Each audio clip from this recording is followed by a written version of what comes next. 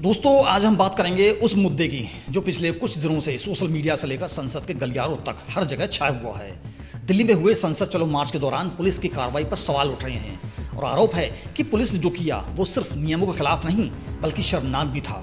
एक लड़की को गलत तरीके से चोट पहुंचाने का आरोप, बिना वर्दी में तैनात किए गए पुलिसकर्मियों का वीडियो, या ये कहें वह गुंडे जो बिना वर्दी में थे और पुलिस की शह पर प्रदर्शनकारियों पर लाठीचार्ज कर रहे थे, और इस पर पुलिस की सफाई। आज के इस वीडियो में हम पूरी घटना, 4 बड़े विवादित बिंदु, कानून क्या कहता है और दोनों पक्षों की बात, सब कुछ विस्तार से समझेंगे। सबसे पहले समझते हैं कि हुआ क्या था। संसद के मानसून सत्र के पहले दिन दिल्ली में एक बड़ा प्रदर्शन हुआ जिसे नाम दिया गया संसद चलो मार्च। सुबह से ही मंडी हाउस, जंतर मंतर और टॉलस्टाय मार्ग जैसे इलाकों में युवाओं की भीड़ जुटनी शुरू हो गई। हाथों में तिरंगा और तख्तियां लिए छात्र और युवा कार्यकर्ता सरकार विरोधी नारे लगा रहे थे। दोपहर होते होते भीड़ लाखों में पहुंच गई। स्थिति तब बिगड़ी जब प्रदर्शनकारियों का हजूम भारी पुलिस बैरिकेडिंग तोड़ता हुआ टॉलस्टॉय मार्ग और संसद मार्ग के चौराहे तक पहुंच गया। जनपथ, रायसीना मार्ग और संसद मार्ग पर बैरिकेड तोड़कर आगे बढ़ने की वजह से पुलिस ने लाठीचार्ज किया और आंसू गैस के गोले छोड़े। इस पूरी झड़प में कई प्रदर्शनकारी और पुलिस वाले घायल हुए, लेकिन असली विवाद इसके बाद शुरू हुआ जब सोशल मीडिया पर लाठीचार्ज की वीडियो और तस्वीरें वायरल होने लगी। वायरल हुए वीडियो और तस्वीरों में कई युवकों के सिर और शरीर से खून बहता दिखा, लेकिन जिस बात ने सबसे ज्यादा गुस्सा भड़काया वो थी महिलाओं और लड़कियों के साथ हुई कथित बर्बरता। आंदोलन के एक प्रमुख नेता ने सार्वजनिक रूप से आरोप लगाया कि पुलिस ने जिस तरह की क्रूरता दिखाई उसमें औरतों और बच्चियों को गंभीर चोटें आई हैं। एक और वीडियो को लेकर आरोप लगा कि एक लड़की को गर्दन के नाजुक हिस्से पर लाठी से मारा गया, यानी शरीर के एक ऐसे हिस्से पर जहां चोट लगना गंभीर और जानलेवा भी साबित हो सकता है। आंदोलन के नेता ने यह तक कह दिया कि अगर उस लड़की को कुछ हुआ तो इसकी जिम्मेदारी सीधे दिल्ली पुलिस और केंद्र सरकार की होगी। पुलिस बल के इस्तेमाल को लेकर भारत में साफ दिशा निर्देश है। भीड़ को नियंत्रित करने के लिए लाठी चार्ज की इजाजत तो है, लेकिन नियमों के मुताबिक लाठी सिर, गर्दन, रीढ़ की हड्डी या शरीर के किसी भी नाजुक हिस्से पर नहीं मारी जानी चाहिए। आमतौर पर पैरों और हाथों जैसे हिस्सों पर ही बल प्रयोग की इजाजत होती है ताकि व्यक्ति को गंभीर नुकसान ना पहुंचे। इसलिए जब वीडियो में एक लड़की को बैक साइड में चोट लगते देखा गया तो सवाल उठना लाजमी था, क्या पुलिस ने भीड़ नियंत्रित के तय नियमों को ताक पर रख दिया था? इस पूरे विवाद का दूसरा और सबसे चौंकाने वाला पहलू है सादे कपड़ों में मौजूद पुलिसकर्मी। इस आंदोलन में खास तौर पर 2 व्यक्ति ऐसे देखे गए जो पुलिस वाले नहीं थे लेकिन पुलिस वालों के साथ थे और पुलिस के साथ मिलकर प्रदर्शनकारियों पर लाठियां मार रहे थे, डंडे मार रहे थे, लेकिन उनकी कोई आईडी नहीं थी।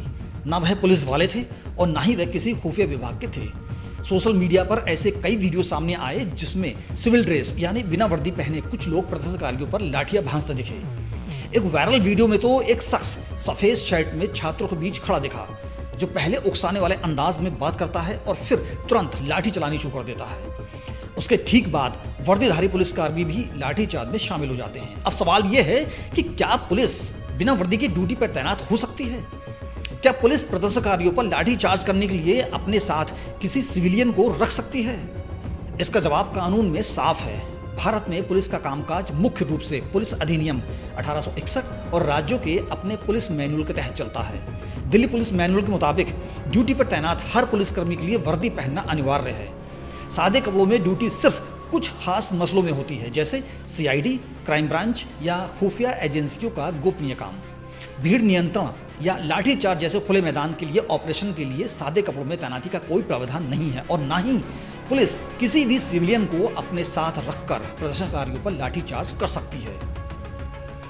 तो सवाल उठता है कि जब नियम इतने साफ हैं तो प्रदर्शन स्थल पर सिविल ड्रेस में लोग लाठी लेकर क्यों मौजूद थे?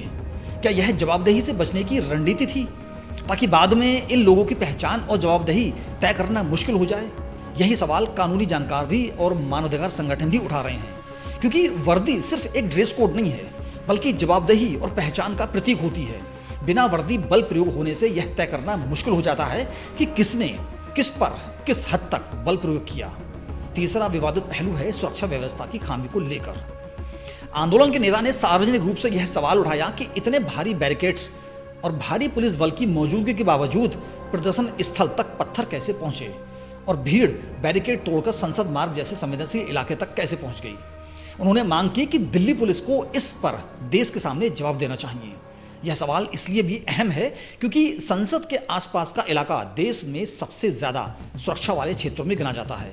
अगर वहां तक पथराव की सामग्री और भीड़ आसानी से पहुंच गई तो यह पुलिस की खुफिया जानकारी के मौके पर मौजूद बंदोबस्त दोनों पर सवाल खड़ा करता है। चौथा पहलू है खुद पुलिस की प्रतिक्रिया को लेकर।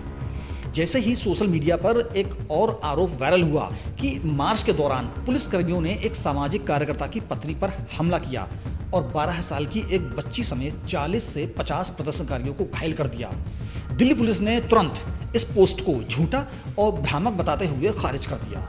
पुलिस ने एक्स यानी ट्विटर पर एक फैक्ट चेक जारी किया और लोगों से बिना पुष्टि किए जानकारी न फैलाने की अपील की।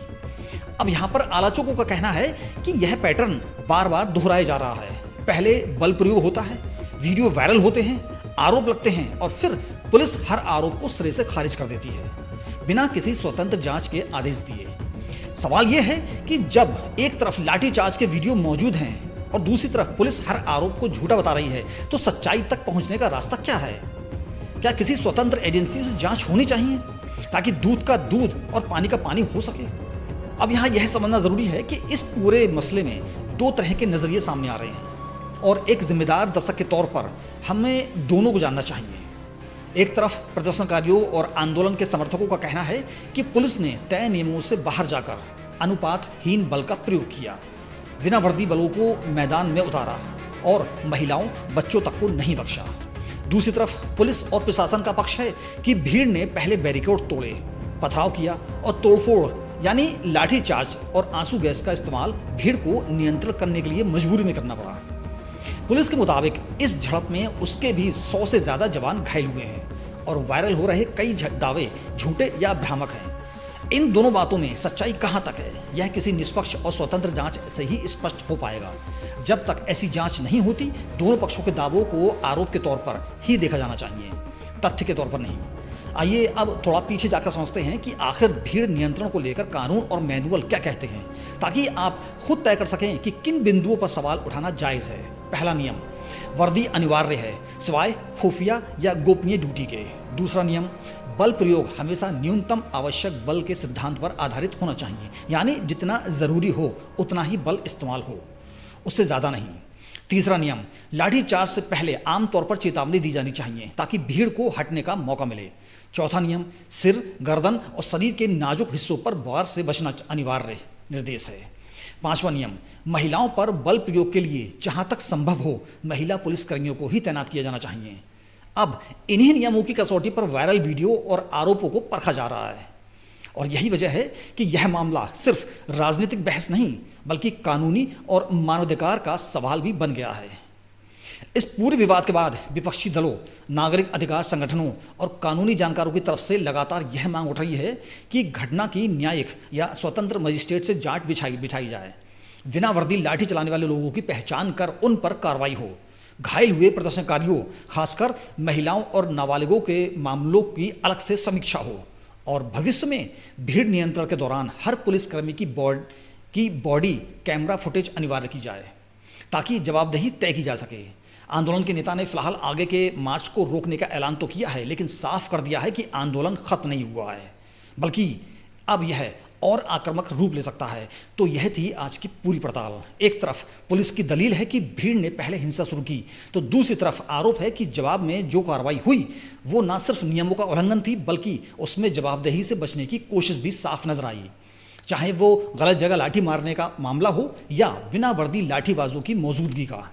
असली सच्चाई क्या है यह तो स्वतंत्र जांच से ही सामने आएगा, लेकिन एक बात तय है, जब बात कानून व्यवस्था बनाए रखने वाली संस्था की हो तो उससे जवाबदेही और पारदर्शिता की उम्मीद वाजिब है। आपकी उस मुद्दे पर क्या राय है, हमें कमेंट में ज़रूर बताइए। जय हिंद।